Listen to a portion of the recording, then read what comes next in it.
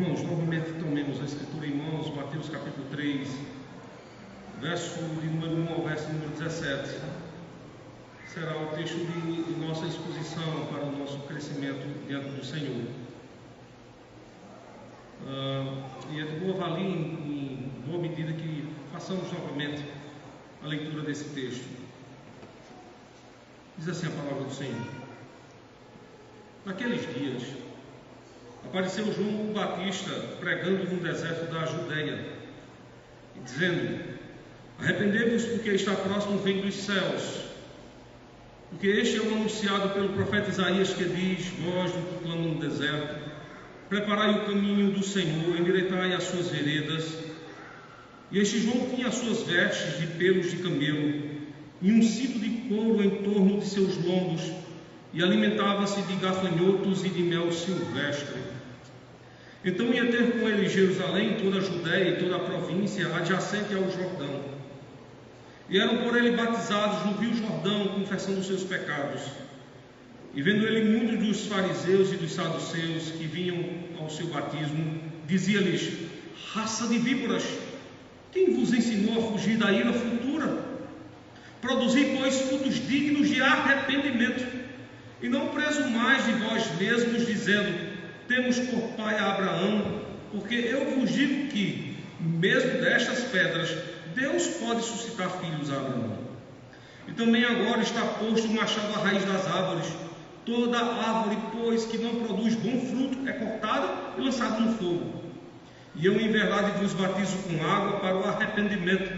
Mas aquele que vem após mim é mais poderoso do que eu, cujas sandálias não sou digno de levar. Ele vos batizará com o Espírito Santo e com fogo.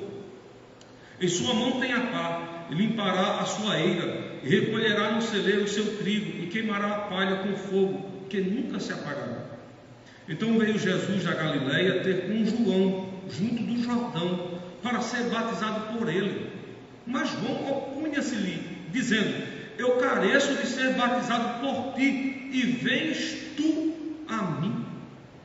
Jesus, porém, respondendo, disse-lhe: Deixa por agora, porque assim nos convém cumprir toda a justiça. Então ele permitiu. E sendo Jesus batizado, subiu logo da água, e eis que se lhe abriram os céus, e viu o Espírito de Deus descendo como pomba e vindo sobre ele. Eis que uma voz dos céus dizia: Este é o meu Filho amado, em quem me compraste. Era o ano de 2005. Então eu estava sentado nas cadeiras do seminário. O meu ano de formação é 2007. 2005 nós estávamos adentrando as cadeiras chamadas cadeiras de teologia sistemática. E uma frase colocada ali no quadro, na lousa, me chamava a atenção. Eu tinha visto uma palavra daquelas que estava lá na lousa, certa vez, há muito tempo, quando li alguma coisa sobre filosofia. A frase era: Orbus salutis. Era a frase que o professor havia cunhado na lousa. Orbus salutis. A palavra orbus eu já havia lido quando lera alguns escritos filosóficos de Aristóteles. Mas a palavra salutis, para mim, não era uma palavra nada familiar. Mas abaixo da palavra orbus salutis estava escrito Romanos capítulo 8, verso 30. Então eu entendi que salutis tinha alguma coisa a ver com salvação. Bom, eu estava certo. E tinha mesmo. Porque lá em Romanos capítulo 8, verso número 30, nós aprendemos a ordem da salvação. Os passos que se dão para que o pecador ele seja retirado da morte para a vida. E são esses os passos que estão lá em Romanos 8,30. Primeiro, predestinou. A segunda palavra é chamou. A terceira palavra é justificou. E a quarta palavrinha é glorificou. Então a aula começava. E meu coração ali já palpitava fortemente. Estava louco para ouvir as declarações do meu mestre, do professor, que ali em sala de aula estava. E para minha alegria e para minha surpresa, aquela aula foi memorável. Eu aprendi como Deus resgata pecadores. Então ele falou: Deus, na sua infinita glória e no seu tempo, que é heróis, ele predestina pecadores. A palavra predestinar é uma palavra militar. Vem do grego fiorizo, que significa colocar em lugar determinado ou estratégico. Nós temos um exemplo disso na Escritura. Davi com Urias. Davi querendo se livrar de Urias para tomar a sua mulher Batseba para si, coloca Urias em um local extremamente determinado para que aquele homem morra. Então assim é a predestinação. Deus nos coloca em posição de eleito, de salvo. Ele nos salva antes mesmo da fundação do mundo. É o que ensina Apocalipse capítulo 17. Aí depois a Escritura diz: quando Ele nos predestina a isso, Ele se relaciona conosco. Daí onde vem a palavra chamar. A palavra chamar é uma palavra poética. Tem a ver com a relação íntima ou amorosa. A primeira vez que essa palavra acontece nas Escrituras está em Gênesis capítulo 4, verso de número 1. Diz assim o texto: e conheceu ou chamou Adão a Eva, e esta lhe deu um filho, e pôs-lhe o nome de Abel. De Caim, desculpa. O Senhor, portanto, predestina o seu povo e agora o chama. Depois acontece uma palavra que ela é de âmbito jurídico. O Senhor justifica. E aqui é a grande diferença da reforma protestante. De um lado havia católicos ocidentais e de outro lado havia católicos reformados. Somos nós. E a reforma justamente vai acontecer aqui, na palavra justificação. Um entendimento ocidental que nós temos de justificar. Na tradição católica romana, justificar é fazer com que alguém torne-se justo. O entendimento católico é dar a impressão de que o homem é alcançado por Deus, uma vez alcançado, ele está completamente justificado pelas suas ações. E ele demonstra isso nas suas obras. Na tradição reformada, na nossa tradição, não é assim. Nós não somos feitos justos, mas nós somos declarados justos por causa do entendimento da palavra. Ela é de cunho jurídico. E veja como é que acontece. O homem foi criado à imagem do seu Senhor e criado à semelhança do seu Senhor. Esse homem peca contra Deus, quebrando a sua lei. Ele, portanto, contrai um grande débito. E como pagar esse débito? A Escritura memoriza para nós, a partir de Gênesis capítulo 3, que o débito só pode ser pago se houver derramamento de sangue. Logo que Adão pecou contra o Senhor, o que é que o Senhor fez para cobrir a falta de Adão? Ele sacrifica um animal e com a pele daquele animal cobre a nudez de Adão e Eva. Derrama sangue. Só que existe uma regra para sangue ser derramado diante do Senhor. E percebam, essa regra está bem estabelecida lá no Salmo de número 24. Diz que esse homem tem que ser limpo de mãos, puro de coração, os lábios não devem pronunciar engano ou mentira, falar dolosamente, e sua mente deve ser incontaminada. Que homem poderia, portanto, cumprir tal sentença? Que homem poderia subir ante o monte do Senhor e cumprir todo aquele estabelecido? Quem de nós, com as mãos, nunca praticou um pecado? Quem de nós, com a mente, nunca almejou uma vaidade? Quem de nós, aí passeando pela rua, vai passando pela vitrine de uma loja, vê ali um belo vestido, não para, olha e deseja um vestido para si, ou um calçado para si? Se vaidosamente desejamos alguma coisa, pecamos. Quem de nós, portanto, nunca cometeu um ato desse?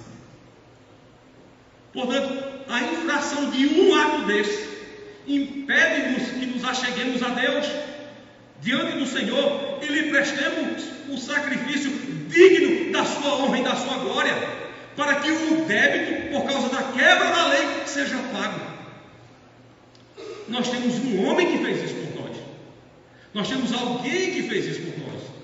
O seu nome é Jesus Cristo. Não cometeu nenhuma torpeza com as mãos, com os lábios, com a mente e com o coração. Cristo fez isso por nós. E quando fez isso por nós, por aqueles que Ele predestinou, chamou, agora Ele declara justos. Então nós somos justificados de forma declarativa. Cristo nos declara justos. E a quarta palavra ali é glorificou. Essa palavra, ela é uma palavra de juízo. A palavra glorificou significa foi tomado por Deus. Ou seja, deixa a comunhão dos homens e passa a eternidade. Só que todos nós estamos aqui, mas a palavrinha lá de Romanos 8,30 está no pretérito, no passado. Significa que Paulo, quando escreve Romanos 8,30, já nos coloca diante de tamanha evidência de salvação. Para ele a salvação já era pronta, já era certa, de tal maneira que, morrendo ele, o seu corpo e a sua vida seriam literalmente trasladados para a presença do Senhor. Agora, de forma prática, como é que nós provamos essa ordem da salvação? E é isso que Mateus capítulo 3 irá nos ensinar. Então eu quero convidá-lo para ver como é que Mateus capítulo 3 ele está dividido perante os nossos olhos, para que nós possamos compreender tamanha graça salvadora do Senhor. Veja, Mateus capítulo 3 é dividido em 4 sessões. A primeira vai do verso 1 ao verso de número 3. É a primeira sessão pedagógica do texto. A segunda, do verso 4 ao verso de número 10, é a sessão mais longa do texto. Nós temos aqui 7 versos. A terceira vai do verso 11 e o verso de número 12. E a quarta sessão, o verso de número 13 ao verso de número 17. Mas do verso 1 ao verso de número 3, na primeira sessão, nós somos ensinados como acontece essa graça salvadora de Deus em nosso meio, ou como entre nós se manifesta a ordem da salvação. Primeiramente, irmãos, vejam que a pregação do Evangelho, ela precede ao arrependimento.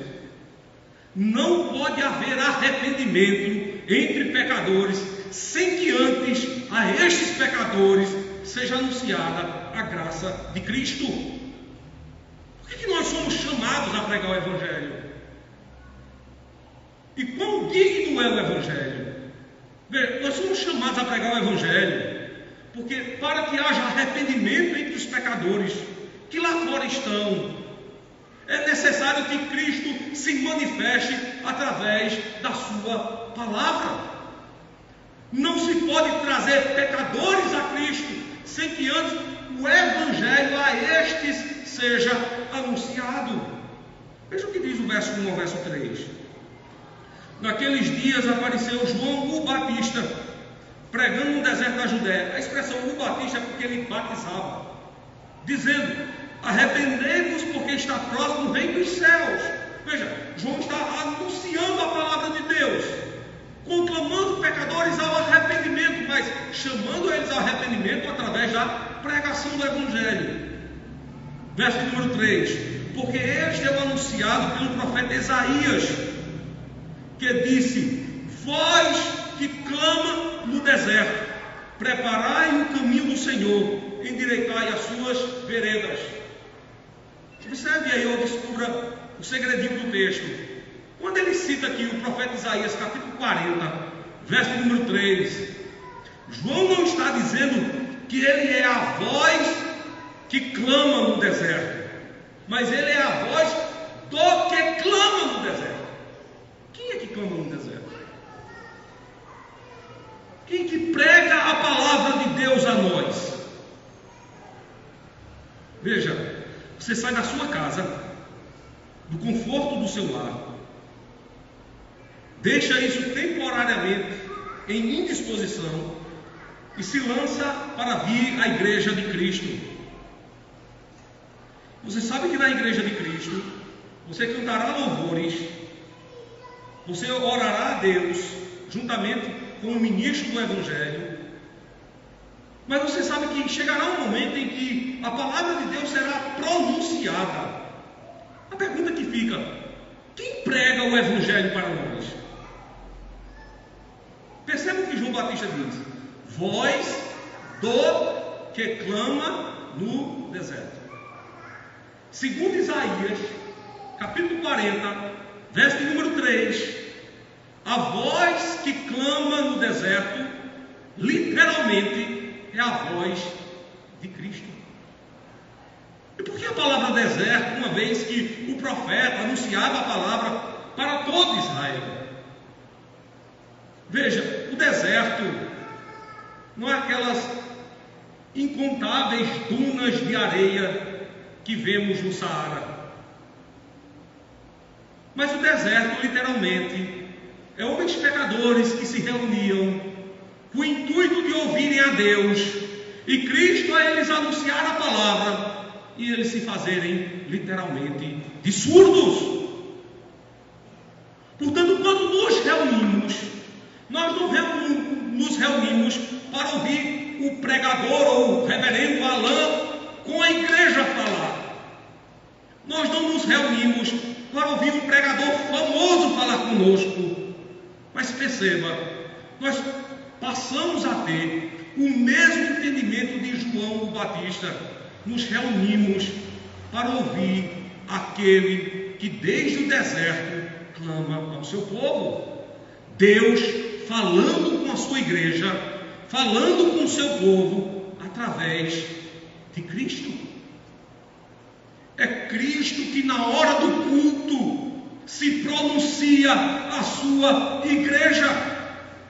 Eis o motivo que acontece em Atos, quando os apóstolos pregavam, horas se passavam e o povo ali estava sedento, ouvindo a palavra de Deus, escutava Paulo, mas sabiam claramente que era Cristo que com eles falava.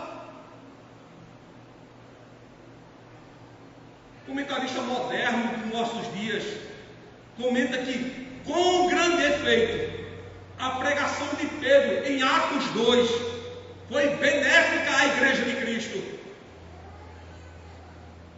4.000 almas se renderam à salvação. No final do comentário, o comentarista coloca: era a voz de Pedro, mas as palavras eram as palavras de Cristo.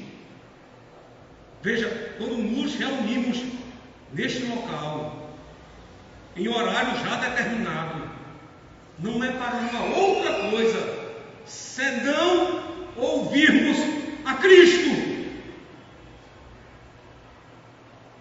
E percebam pela segunda vez, antes que o mundo seja chamado à conversão, nós primeiramente somos chamados a renunciar os nossos pecados domésticos, que nós trazemos escondidos em nosso coração, que ninguém mais sabe. Mas perceba, se Cristo sabe, já é público o suficiente para que você se arrependa e os abandone. Portanto, não pode haver arrependimento sem que antes haja o pronunciamento do Evangelho. Cristo falando a pecadores.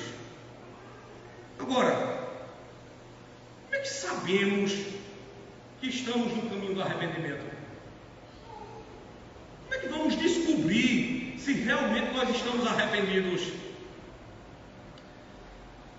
Há um tempo desses atrás eu escutava o doutor Augusto Nicodemos, um dos proeminentes pregadores e doutores da Igreja Presbiteriana do Brasil.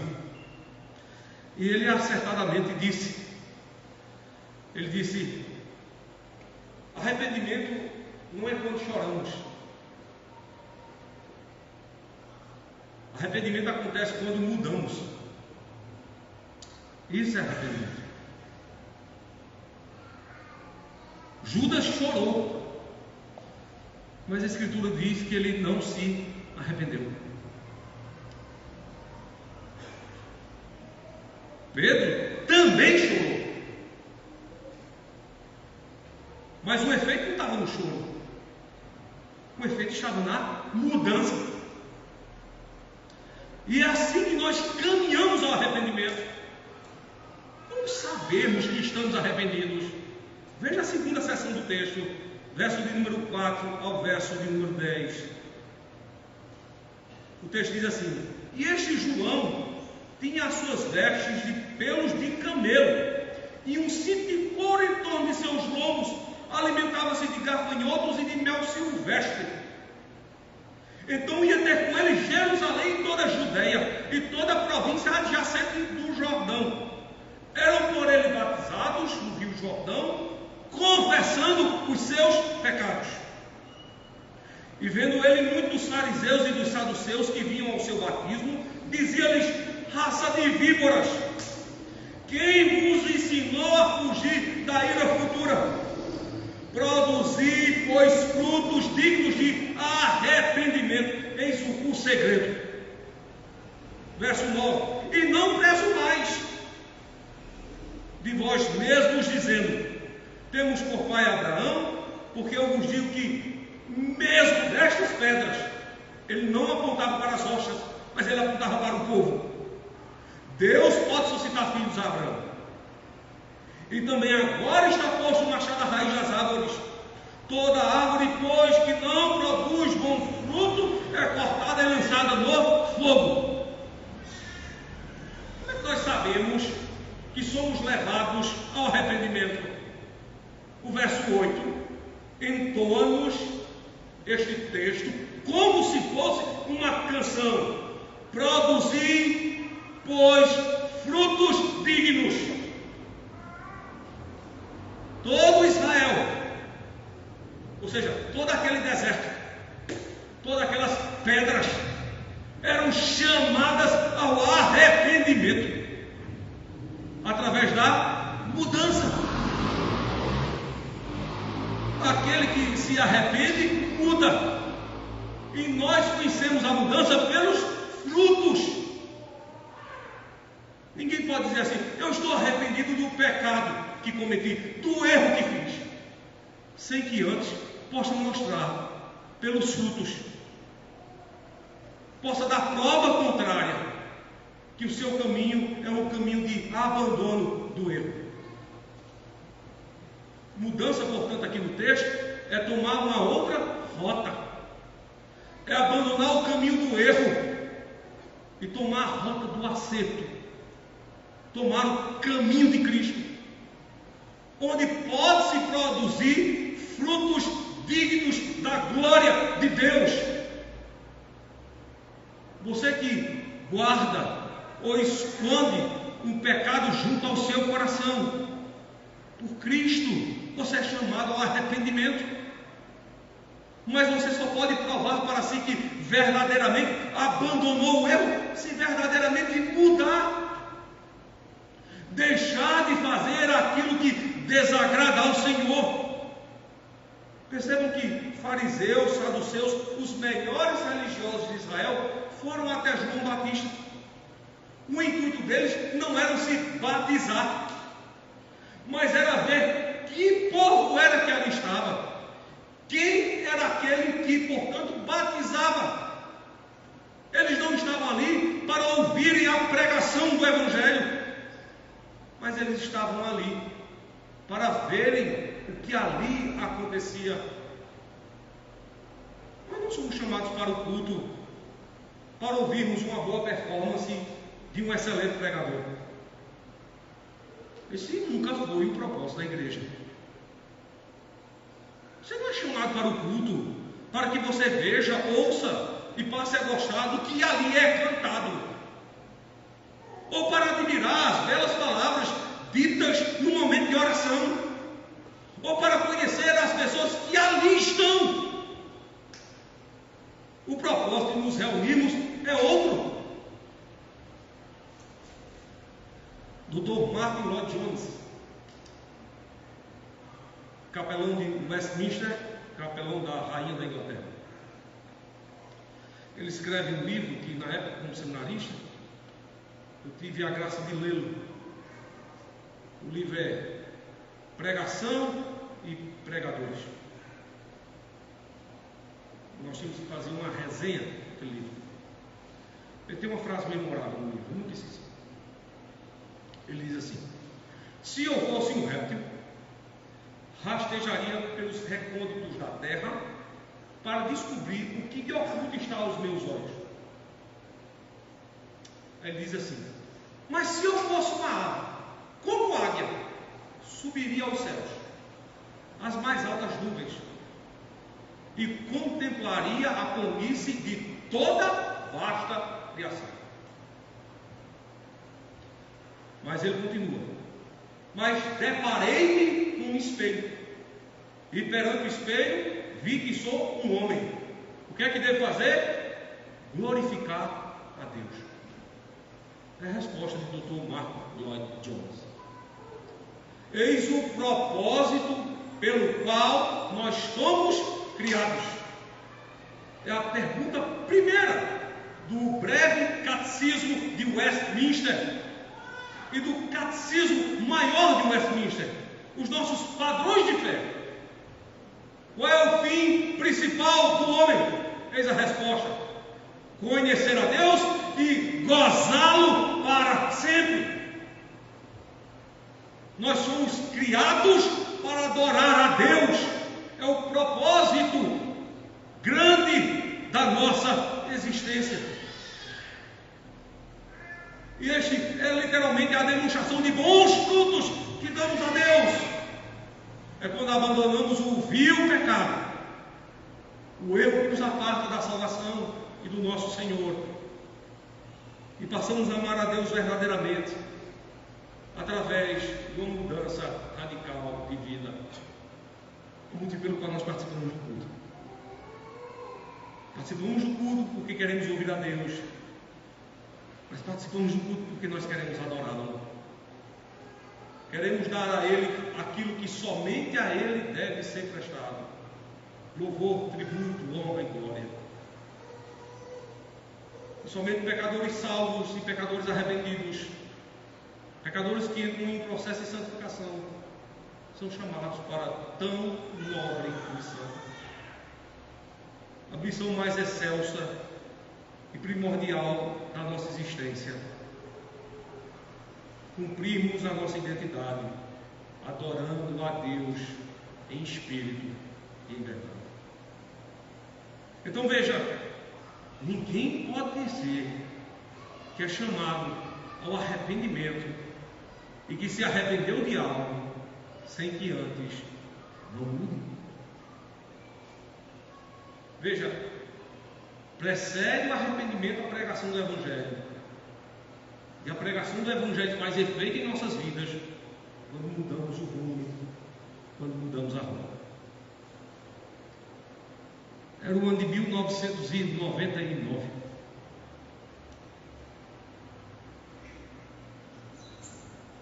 E eram as tardes de fevereiro que me encantavam.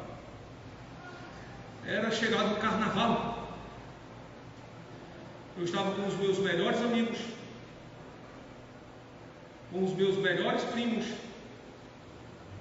E eram 4 dias de carnaval e a gente passeava pelas 4 maiores cidades da Paraíba.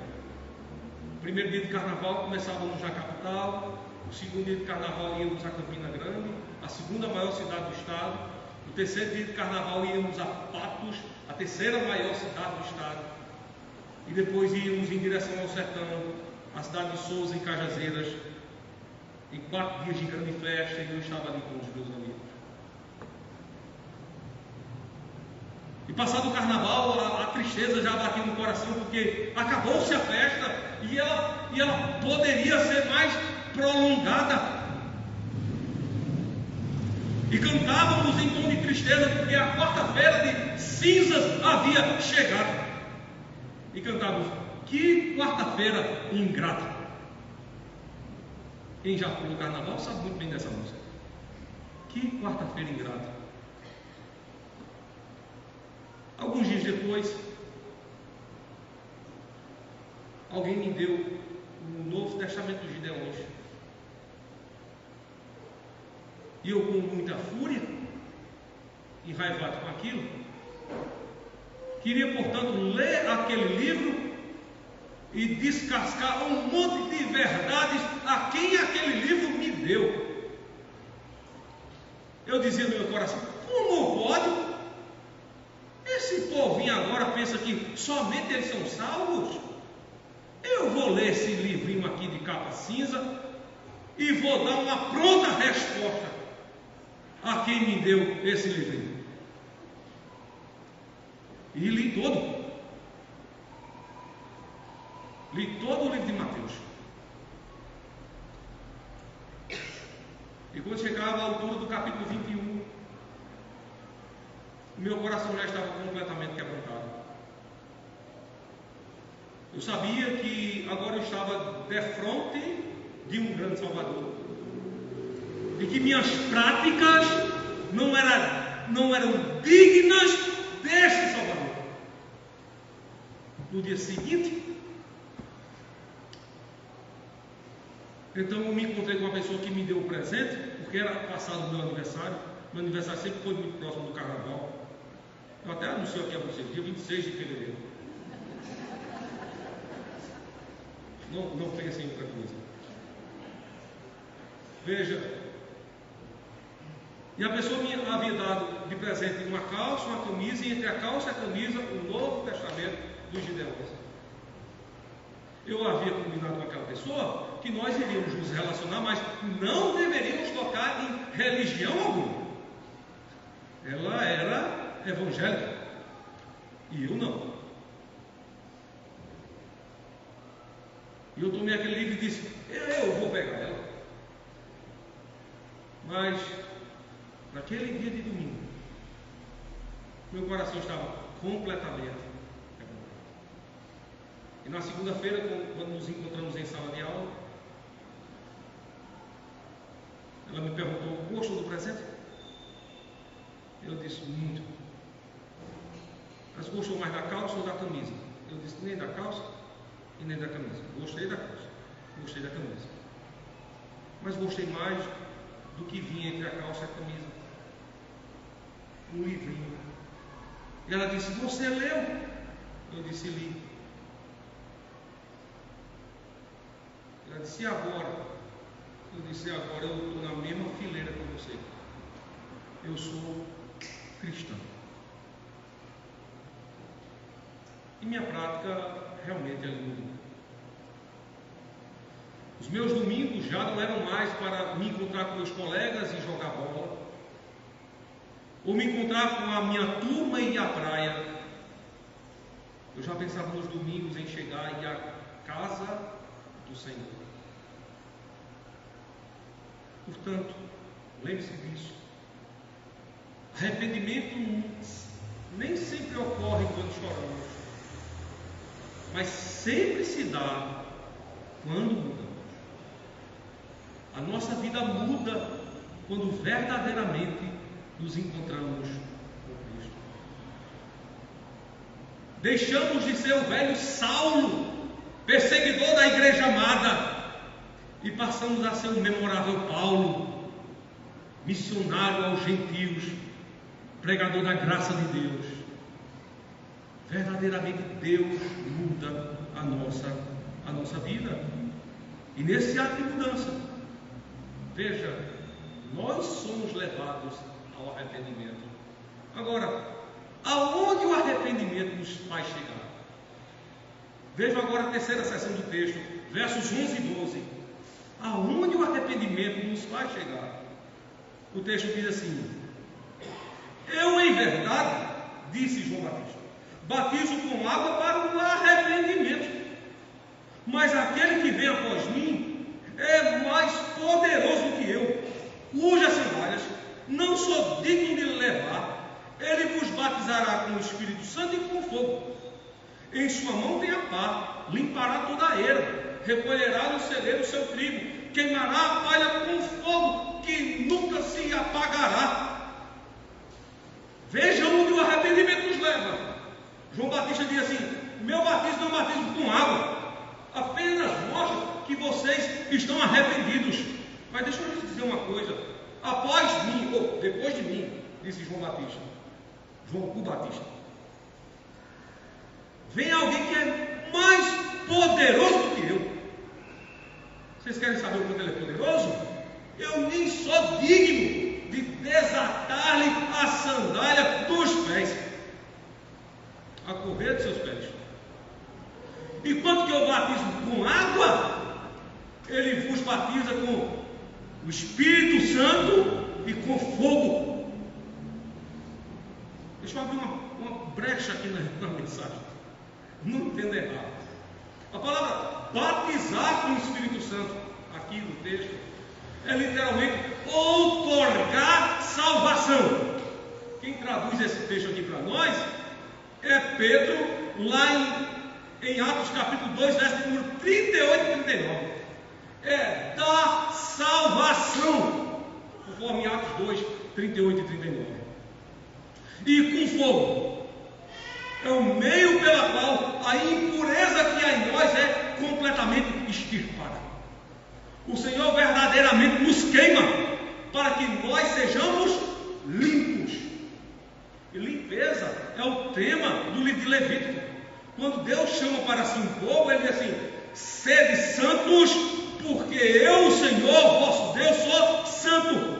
E a palavra santo ali é limpo. Em outras palavras, é como se Deus dissesse para o povo: sejam limpos, porque eu, vosso Deus, sou limpo. Quando ele nos queima com fogo, a impureza, a incontaminação literalmente é retirada de nós. É como se a pedra que é retirada da penha, a pedra, um metal precioso, ouro e pedra, mas para que o ouro se desraigue no canto da pedra, então o ourive vai lá e o queima. E o ouro literalmente passa ali pela biqueira, a parte contaminada fica colocada de lado, e a parte preciosa e pura literalmente é assanhada, afastada pelo fogo. É isso que Deus faz em nós. Ele nos dá a salvação e limpa o nosso vil e duro coração. Ele esmaga literalmente a pedra. Interessante essa palavra que aparece aqui, né? Duro como rocha, né? Primeira vez que ela acontece nas Escrituras Sagradas é quando Deus, para salvar Israel, o que é que ele faz com o coração de Faraó? Endurece como pedra. O Senhor literalmente esmaga o nosso duro coração para verdadeiramente nos salvar. Agora perceba algo interessante. Na quarta sessão, verso 13 ao verso 17, Mas o que é que acontece se a gente rejeita a palavra de Cristo? O que é que pode acontecer a um pecador que, ouvindo a palavra da salvação, a rejeita? Veja o que é que ensina o verso 13 a 17. Então veio Jesus da Galileia, ter com João junto do Jordão para ser batizado por ele. Mas João opunha-se-lhe dizendo: eu careço de ser batizado por ti, vens tu a mim? Jesus, porém, respondendo, disse-lhe: deixa por agora, porque assim nos convém cumprir toda a justiça. Então ele, João Batista, o permitiu. E sendo Jesus batizado, subiu logo da água, eis que se lhe abriram os céus, e viu o Espírito de Deus descendo como pomba e vindo sobre ele. E eis que uma voz dos céus dizia: este é o meu Filho amado, em quem me comprazo, ou em quem tenho prazer. Veja agora que interessante aqui. Jesus chega perto de João e diz assim: batiza-me, para que se cumpra a lei. Mas João diz: um momento, Senhor, eu careço de ser batizado, mas vem tu a mim. Jesus literalmente mostra para ele que aquele ato deveria ser feito para que a lei do Senhor literalmente se cumprisse.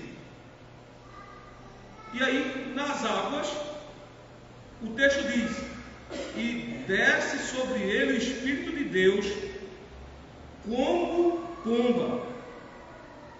Entenda aqui a interpretação do texto. Atos capítulo 2. Quando os discípulos estavam reunidos no cenáculo, o texto canônico diz assim: e viu sobre eles línguas como que de fogo. Essa expressão como não significa é. Então não foi uma pomba que desceu sobre Jesus, o Espírito desce como uma pomba. É como acontece em Atos: viram línguas como que de fogo. Não são línguas de fogo, mas como que de fogo.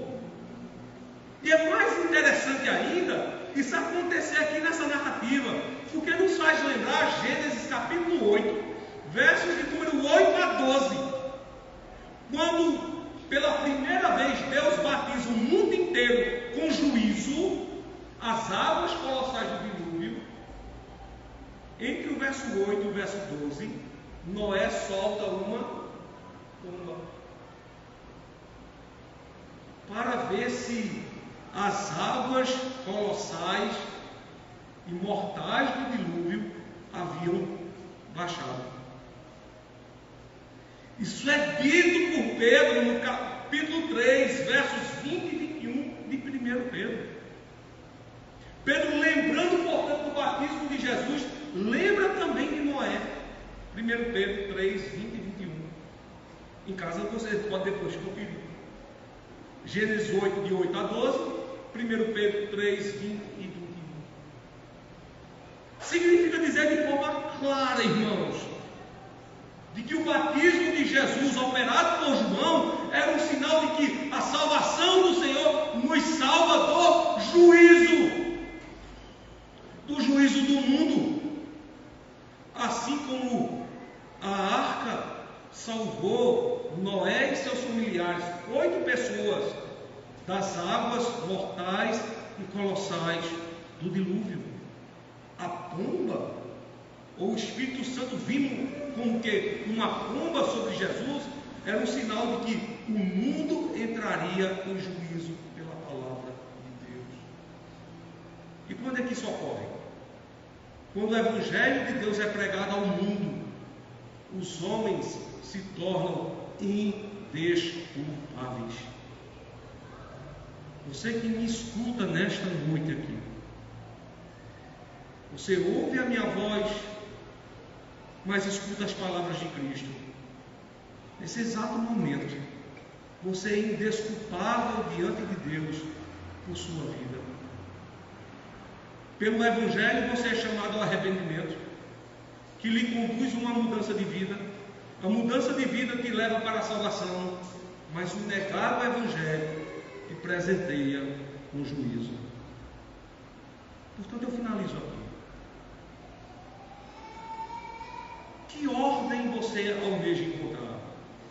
A ordem dos saludes? A ordem da salvação?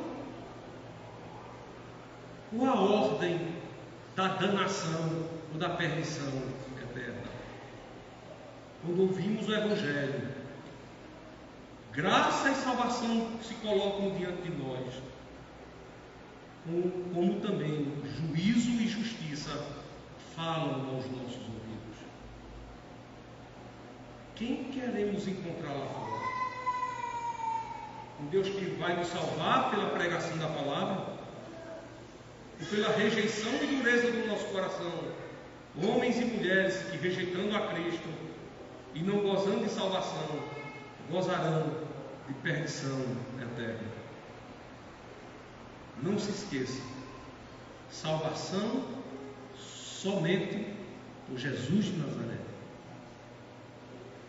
E em nenhum outro há que possa salvar pecadores, a não ser a Cristo. Aplicações, e eu encerro aqui a mensagem. A primeira delas, irmãos, perceba, a ordem da salvação ela é tão importante para a igreja, motivo pelo qual nós não devemos deixar de ouvir a Cristo. Pecadores que rejeitam a Cristo, rejeitam a pregação do Evangelho, não podem ser levados ao arrependimento. Segundo, nunca se esqueça disso. O arrependimento se evidencia em nossa vida, não quando lamuriamos em nossos lares, sobre nossas camas, sobre os nossos leitos, ou quando reclamamos da nossa vida com os nossos amigos, com os nossos íntimos.